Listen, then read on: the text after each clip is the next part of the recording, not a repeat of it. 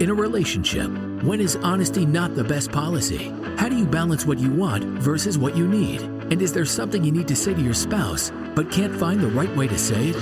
If so, then you're in the right place. This is the Lunch with Sandy podcast. With nearly 20 years of marriage under their belts, Terrance and Sandy Jackson discuss a range of topics, provide valuable insights on relationships, and talk about the conversations married couples need to have. So what does lunch have to do with all of this? Well, it's a metaphor for how these conversations originally started. Speaking of conversations, let's get one going. Here's your hosts, Terrance and Sandy. Welcome to another episode of the Lunch with Sandy podcast, where we delve into different topics and give you perspective from two people who've been married for nearly 20 years. I'm Terrance. It's over 20 years, and I'm Sandy. I'm Terrance. And I'm Sandy.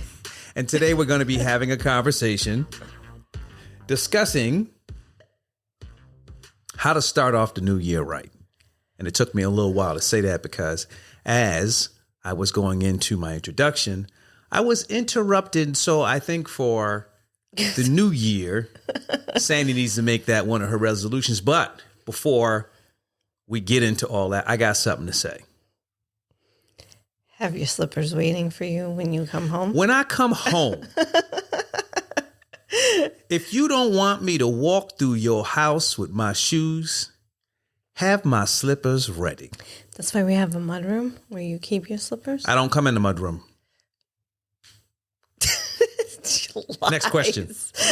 Next question. Lies. All right. I don't have much more to say than that. No, you know what? There's a lot of things that I can say, but I'm not going to hold it up today. I will say this. We have a new setup. Mm-hmm. Things are a little different. You're sitting across from me on a couch. I know you feel, I'm about making you comfortable. Do you feel comfortable today? No. Well, let's get into how you really feel. Let's transition into how's Sandy doing today. I'm trying to stay away from the I'm tired, but I can't help it. It's been a busy weekend and I'm tired. Now, listen. How Sandy's become a big portion of this actual show. I know. So you're going to start preparing because you can't keep saying I'm tired every week. I haven't said it in a while. You get one I'm tired every 30 episodes. All right, we'll see about that. All right, so let's move on. We're at that point of the year where we're in 2024. Mm-hmm. What that means is we're just past the holidays. Well, we are just past the holidays. 2024 New Year. Okay. The beginning of every year, everyone has all of these goals, resolutions, and all these things they want to do for the new year. That's why I don't set any goals or resolutions for myself. I don't have a problem. I'm just kidding. I don't have a problem with setting goals and resolutions for the year, but I think that it's better to challenge yourself with not just something that you plan on doing for the year. So what I want to do is I'd like to challenge everyone to think about more than just resolutions for the new year.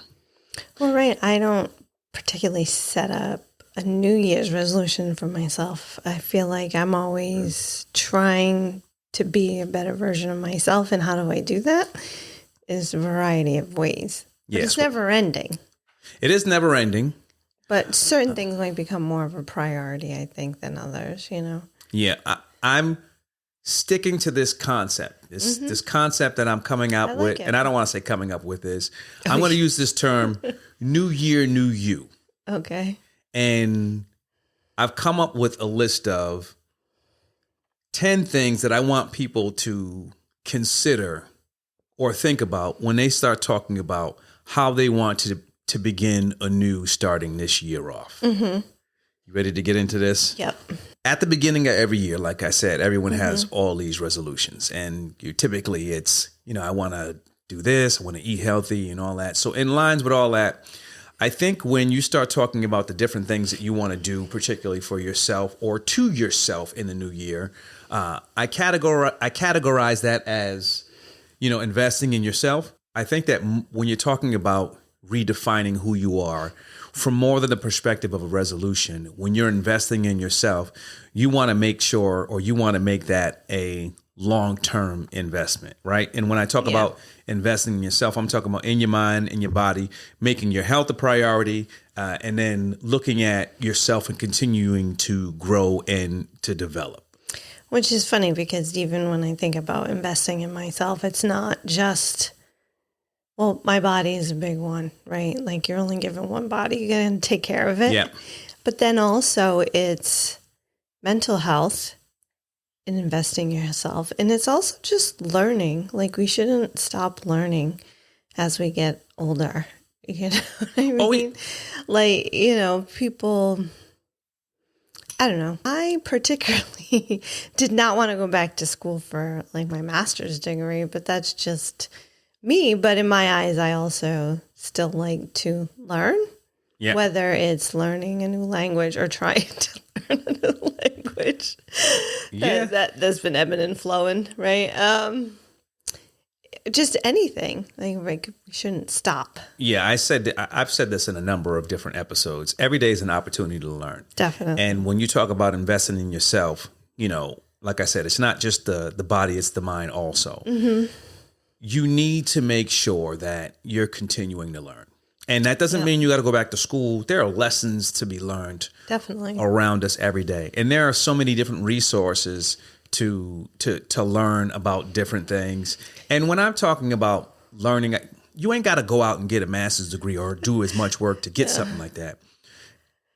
YouTube has been There's a saying, there's a saying that the wise man knows that he knows nothing. Mm-hmm. And the point behind that is if you put yourself in a position where you believe that you know everything, there's no room for you to learn all that you really don't know. Right. Well, and you know, I don't want to use the term you make fun of me for this, but you talk about how I look up everything. But even that to me is also like learning. Ayla wanted Dutch braids one day, and I'm like, how the heck do you do Dutch braids? And I watched a YouTube video and I learned how to do Dutch braids. There's some aspects of what you do that is learning, and then there's some aspects of what you do with Google that's just nosy. And then one time I wanted to be able to tie like a really good knot because all right, we get it. I learned how to do a nautical knot. Listen, why is it we start having these conversations and then we start spiraling down this path? Well, I just mean like learning doesn't mean like another degree. It doesn't even have to be long-winded like another language. It could be simple little things on how to do a Dutch braid and how to do a nautical knot. Yes. The one thing that I will say, when you start talking about ways to invest in yourself, you want to take that piece from, we talked about a couple episodes about being disciplined. What happens a lot of times when the new year comes around and people have these New Year's resolutions, it'll work for 4 or 5, 6 weeks, maybe even a couple of months, but they don't put the discipline behind that motivation. And then it ends up tailing off. When we talk about the concept of new year, new you, that's a new approach. And as part of that approach, you want to start adding the discipline so those things that you're putting in place can carry you through in perpetuity for as long as you wish to actually do those things. And I feel like one of the things that kind of go with that is the ability to say no. I think sometimes some of us need to learn that. I know I did. Like, it's okay to say no to things. So, you know, I don't know, somebody wants to go do something and that's, you know, you have a class lined up or whatever, right? Like, you know, it's your workout session. And then it's okay to tell that person no. Like, this is my priority, you know? For me, it's more trying to put too much in my calendar is where I need to start saying no to things. But, you know, for other people, like you said, it goes with like the discipline. So it could be not getting deterred by other people deterring you as well. So I think saying no. I don't know how we got to saying no, but I get it. Well, I think because we're investing in ourselves. So it's okay to say no to people. Yeah. other people because it's saying yes to ourselves and no to somebody else. Yeah. And that's okay. The other thing that I think is important when we start talking about the new year, new you, and I must stop saying new year, new you, because again, I'm only using the term new year is to say, okay, well, at some point you have to start something. Yeah. And as we have just come across the finish line for the new year and the end of last year, now is the opportunity. Today is the day. But these are more lessons that you can carry with you throughout your life. And one important thing that you have to start investing in is your family. Because there are very few constants in life. And there are two of those constants that we all share. Number one, you come into this world. Number two, at some point, inevitably, you're going to leave this world. Yeah. And so you may not always have the opportunity, particularly from the perspective of your first form of support or your first level of support typically comes from your family. Yeah. And now is the time, or now you have the time to nurture those relationships, to put past any differences that you may have with someone in your family, bring that unit closer together and really invest in building or maintaining or strengthening that bond that you have with your family. No, you're right. We're only given a limited amount of time, and you never know what your limit is going to be. And in the same breath, especially with your children, they are only certain phases for so long, Yeah. They're only little for so long. It just goes by really, really fast, and you don't realize it until it's gone. Yeah. And so the other part about that too is they're in phases for certain periods of time. Those periods might be the time where you can have the most impact from that investment. And if you miss that window, not to say that you can't work on it afterwards, but sometimes it makes it a bit more difficult when that opportunity or that window has passed. Yeah, and I'm thinking right now, Ayla's getting ready. Oh, wow. She's getting ready to be in high school next year, which is kind of crazy. Yep. And I feel like this is an age where they don't want to spend as much time with their That is correct. parents. You are correct. This is where they want to spend more time with their friends. But I feel like this is where us as parents need to put in extra effort to spend the time with our kids. Yeah, we got to put in extra effort. And at the same time, we got to be more open-minded. When they get to this age, their idea of what's fun or their idea of, what is going to be, I'm trying to find the right term. I don't want to use cool, but they're different. They start to formulate their own opinions. The change in what they used to like to do and what they like to do now, this is that age where that starts to happen. So we as parents have to be more open to looking at what it is that it's going to take from their perspective to make that investment as smooth as possible. Well, and I feel like these are very formative years. Don't get me wrong. I have memories from when I was young, but I think the decisions that I made as a teenager is really what put me on certain paths as a young adult. And hence, some decisions I question, of course. If I had to go back and redo. No, I'm just kidding. I would never redo anything because it just still made me the person that I am today. But at the same time, part of being a parent, right, is wanting the best for your children. So I feel like this is just a really important time to make sure that we're spending as much time with them, because this is going to really be the most impactful for their young adult lives. Yeah. And so the other thing that you want to actually be mindful of, or the other point that I have to make when we start talking about how we start looking at how we want to progress and make these changes in our lives, is we need to stop spending time with people who don't treat us well. Yeah. Don't spend time with people who don't treat you well. That negativity permeates throughout when you surround yourself with it. Chances are, you're not getting a lot of positive energy or output or feedback from those individuals. So why have them as part of your life? Well, and it's mentally exhausting dealing with those. It's exhausting and people. And it does affect you. It does, it certainly does.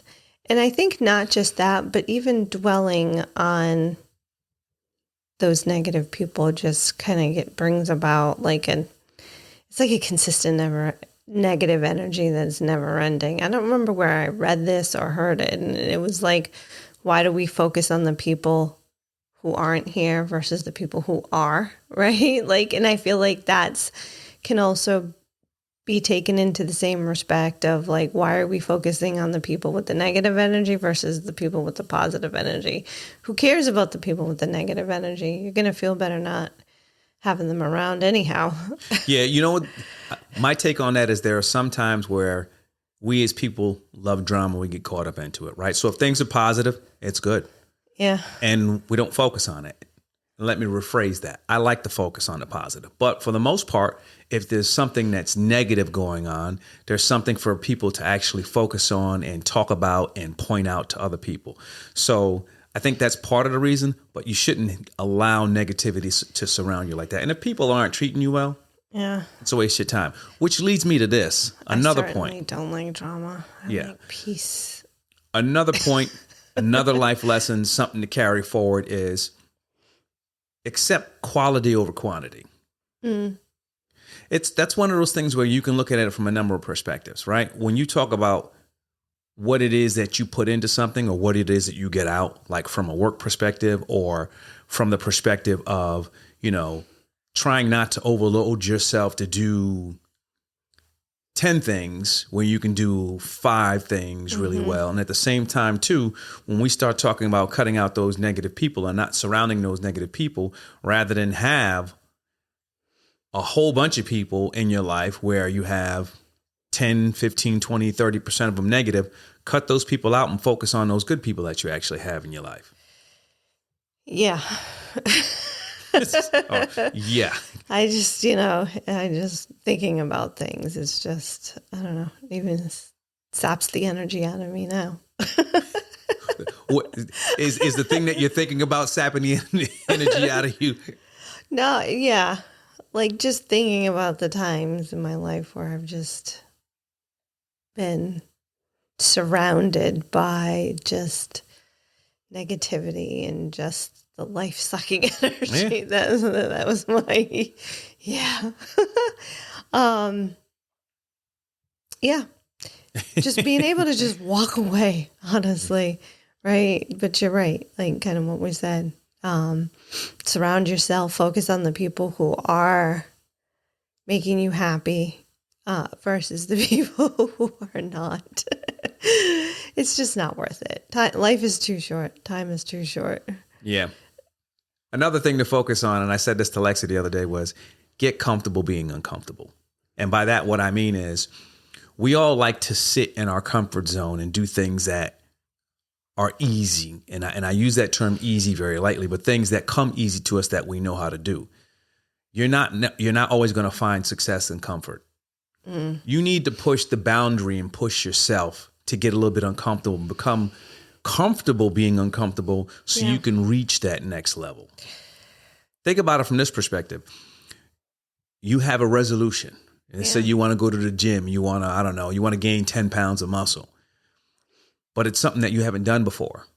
So to do that, you're going to have to get out of your comfort zone to put you in a position, to put your body in a position so that it can actually get to that actual goal. Yeah. If you say, I want to gain 10 pounds of muscle and you keep doing the same thing that you do every day and that hasn't worked for you in the past. Well, I was going to say the only thing I gained in comfort was love handles. Oh, goodness. But, honestly, especially when it comes to working on your body. So number one, right, is you have to get uncomfortable. Things have to hurt to some degree. A great man once said, if it don't hurt, it don't work. Shout out to Scott Pena. So that's number one, I think, with working out is that, you're going to plateau and you're just going to be like, whatever. And your love handles are going to grow. But, I even think about like with the biking, like I don't sometimes want to tire myself out, but at the same time, that's where you grow, is in that uncomfortable growth zone. growth is in that stage where you get a little uncomfortable. You just want to give up, like your legs are burning. Whether it's mentally, whether it's physically, that's where the actual growth happens. No, for sure. Yeah. Otherwise, like I said.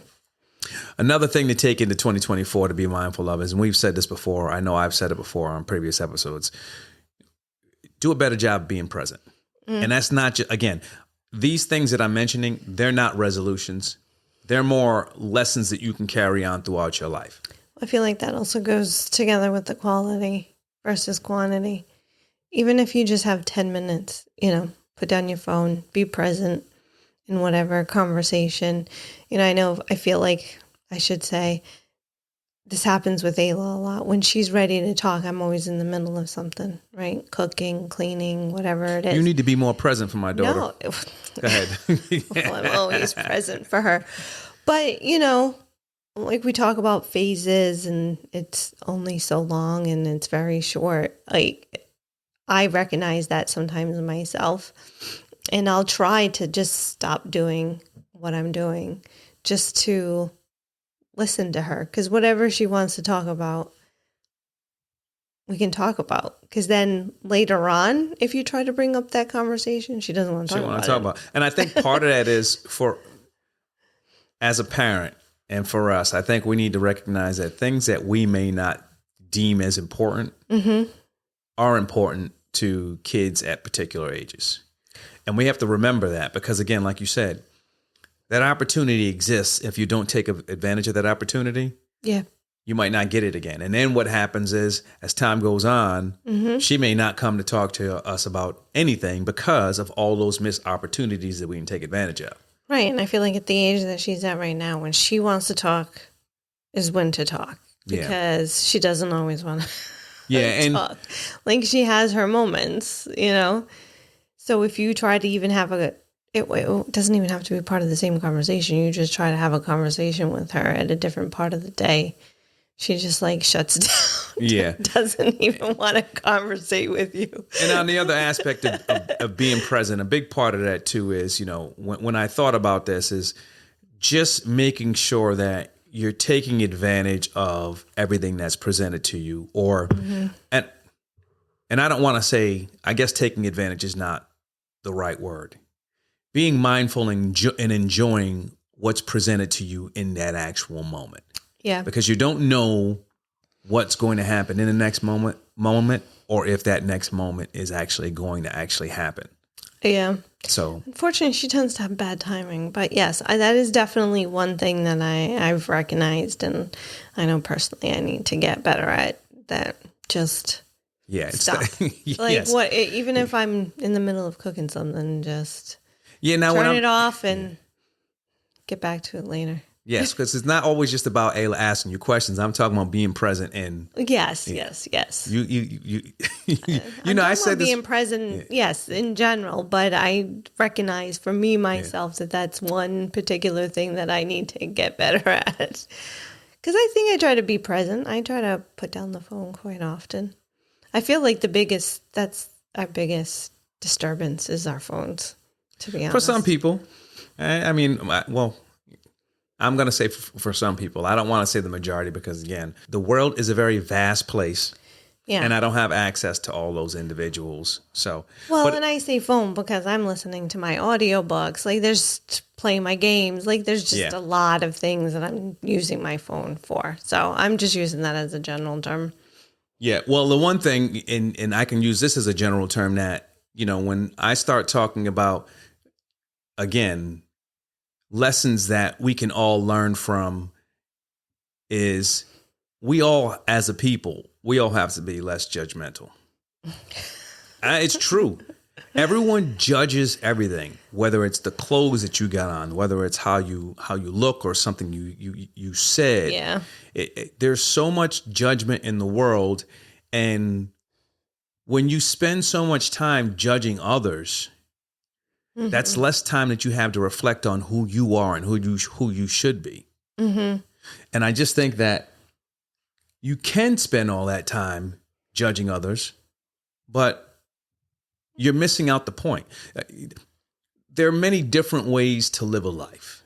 Like the whole cancel culture. I'm not even going to get into the whole cancel culture thing. I'm just talking about being judgmental. I'm not even going to get into that. The point that I'm trying to make is your way is not always the only way. Most of the time, it's not the only way. So if someone chooses to do something in a different way, that's their choice.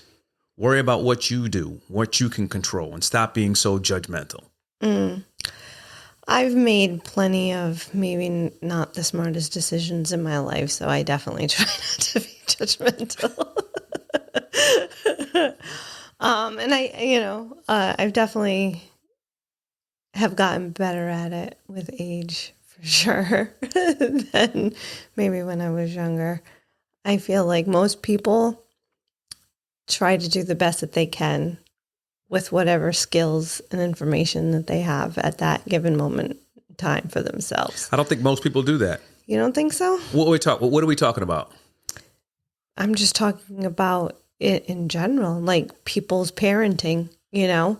Oh, I can't believe they. I thought you were talking about when people look at others and they start judging. Oh, no. Well, kind of, sort of. I'm talking about You're talking about moving through life. I agree with. I agree with that. People I feel like parenting is like one of the biggest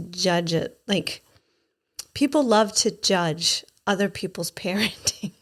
That's one thing I try to stay away from. Right, but I feel like I see it all the time. Like I hear it all the time, and I'm like, well, they're doing the best that they can do with the information, the skills that they have.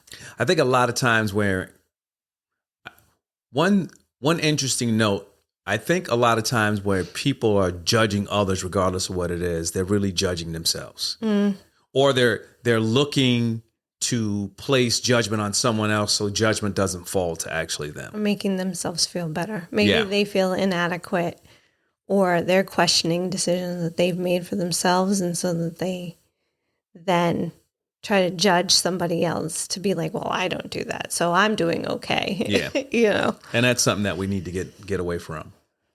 Definitely, especially commenting on other people's parenting skills. Yeah, stop doing that, Sandy. That's not a good. It's not really a good look. I talked about how we just got past the holidays, and one life lesson that we all need to, not all of us, because there are some people who some cultures this is very different, but we have to start picking people over possessions. Definitely. Things are just objects, but the way we cling to objects, the way we utilize objects, we're not leaving room for all those people who are around us. So I have a couple of thoughts on this. One, I feel like, again, life and age has got, you see certain things more clearly. And at this point, I'm in the purging. I don't want to have stuff. I'm like, stuff just ties me down. I'm going to go through those closets and start getting rid of a bunch of stuff now. I've gotten rid of a lot of stuff on my own. It's a slow process. Yeah. I've been at it for years, and I continue to just get rid of stuff. Did you hear what you just said? Yeah, you've been at it for years. I know. And I just keep finding more and more stuff to get rid of. That's what I mean. I've been at it. That's why I said it's a slow process. It takes time. First it's the stuff that you really just don't want, and then it's the stuff, sometimes it gets a little bit more meaningful as you progress through. And it's hard to get rid of everything, but I don't like stuff anymore. The other thing too is picking people over possessions. I feel like you should express it to people, like what they mean to you. I don't think we do that enough. Yeah. I know I certainly don't do it enough. I was not brought up talking about my feelings. or telling people that I love them or anything like that. So for me, that's also part of the getting uncomfortable is like talking about those things. And I feel like because we do have such a short time here that we should express ourselves, let people know like what they mean to us, how much they mean to us is really what it comes down to. I feel like that ties a few of the things together, but Yeah, you keep working on tying those things together.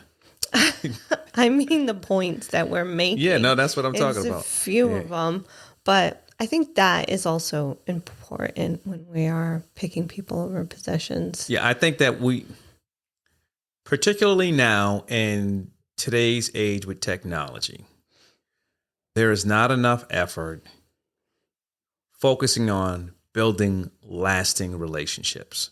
So when I talk about people over possessions, that's a big part of it too. You can easily stay home, be on social media, order all these things on Amazon and have the nice cars, this, that, and the other.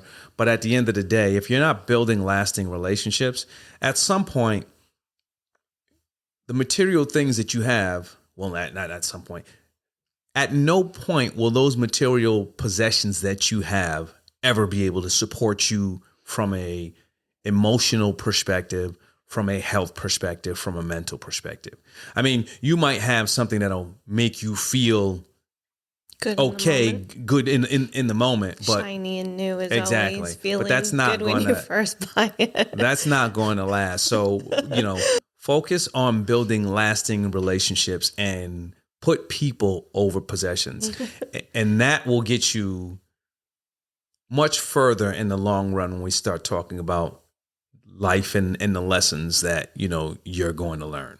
It makes me think about our phones nowadays.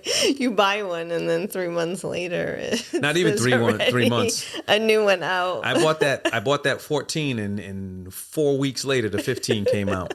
And they knew that 15 was coming out. They just never said anything. Yeah, exactly. But people last more than a couple months and years. Here's one thing in 2024 that I'm going to recommend that everyone try to get the opportunity to do, and that's travel to another country. I think particularly for us here in America, we need to experience other cultures in other places. You can experience other cultures here in this country, but it's different when you travel abroad and you're immersed in that actual culture to get a sense of who they are and how they live is a beautiful thing. And it changes the framework of how you actually think about what you have versus what you need from the perspective of survival. And try to even venture out a little bit outside of those like major tourist destinations, Yeah, and I would say that's we were just good. Talking about this yesterday, like in Rome, it was didn't seem like the food was as good as I'm not putting down Rome. I wasn't there. No, I'm not. I personally was not there either, but the person speaking was saying like they had to get out of Rome to really experience more authentic food. Yeah, and what I'm going to say is this from the perspective of, 2024, travel to another country. I don't care if you go, whether or not you go to the traditional tourist route or not. Just get out and experience another culture. Learn from others and see what those other cultures are actually like. And then lastly, and this might sound simple enough, and it's simple enough, but people don't treat people well. There's this famous quote, and the quote goes something like, people will forget what you did, people will forget what you said, but they will never forget how you made them feel. And that's big because there is something to be said about someone who treats you well to the point where you always remember that actual feeling. Yeah. What's the English term? Be a buddy, not a bully. But no, just be a good person, right? Like just treat people well. You don't have why do we have to sometimes be so mean to each other? And I think you brought this up to before, just because somebody might have offended you, I don't know, 10 years ago or something like that. Like, why even bother holding a grudge? Yeah. Like, just be a good person and whatever. If that person was meant to be in your life, they will be. If not, then, they're not. But that doesn't mean you have to be rude or mean or whatever when you encounter them again in the future, Yeah. So as we wrap, those are 10 things that you should consider when you start talking about this new year, new you concept that I'm coming up with for 2024. I think there's some transformative power when you talk about life lessons as opposed to saying, okay, I have a traditional New Year's resolution. When you prioritize continuous growth, when you prioritize continual mindfulness, and you apply those principles, you end up with a more sustainable and meaningful approach to personal development. Now, you know what time it is? It's time for my weekly reflection. I'm not going to give you a chance to actually answer that. Time for chocolate. There's this African proverb that reads, if you want to go fast, go alone. If you want to go far, go together. The gist of that is this. You can achieve results working by yourself.